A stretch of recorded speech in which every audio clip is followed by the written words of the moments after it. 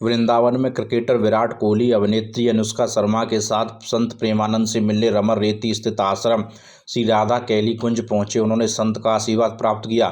संत प्रेमानंद ने कहा कि विराट कोहली अपने अभ्यास को निरंतर को नियंत्रित करते रखते हुए आगे बढ़े। अभ्यास पुष्ट हो गया तो जीत पक्की। उन्होंने कहा कि विजय के लिए दो चीज़ों की आवश्यकता होती है, एक अभ्यास, दूसरी प्रारब्ध। यदि प्रारब्ध नहीं है तो सिर्फ अभ्यास ही है, तब जीत मुश्किल हो जाती है। इसके लिए प्रभु ज्ञान के साथ नाम जप आवश्यक है।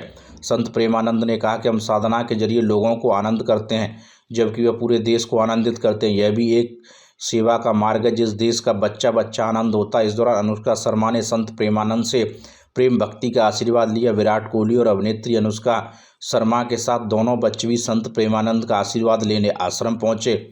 ऋतिक अग्रवाल, मथुरा, समाचार 24।